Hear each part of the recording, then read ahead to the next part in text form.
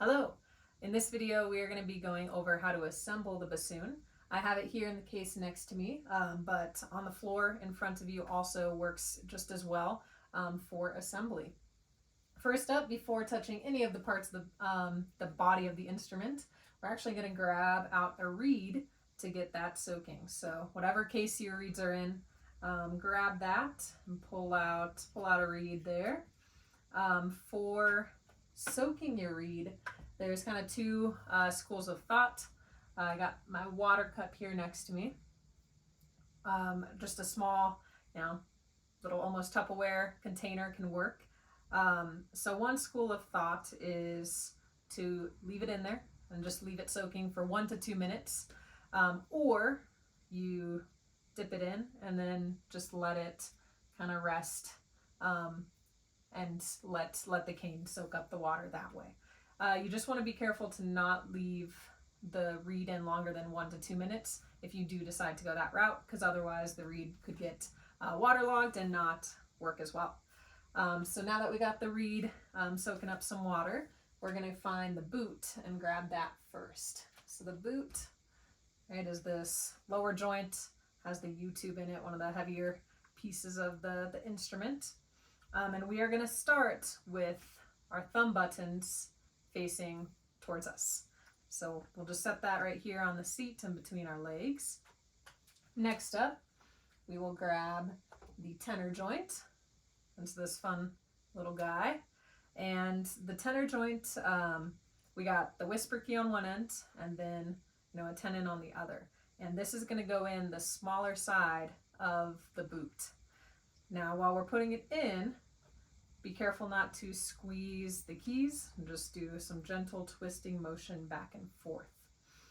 Some bassoons will have a little mark, usually in this area, for where to line up the tenor joint with the boot joint. So if yours has that, just make sure that we get that little line lined up, and we'll keep on going. So we got it's still facing this way, the thumb key is still facing towards us.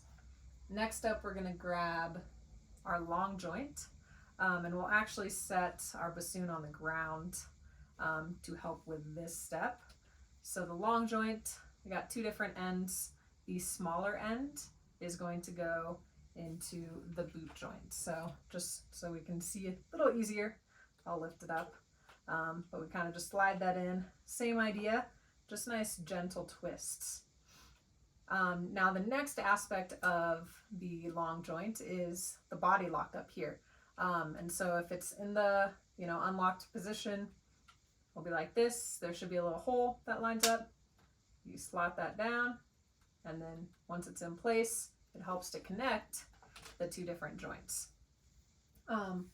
Next up, for the body of the bassoon, we're going to be grabbing the bell, and it can work best to press down on the low B flat pad when putting this on. That way you don't accidentally get the keys caught in there.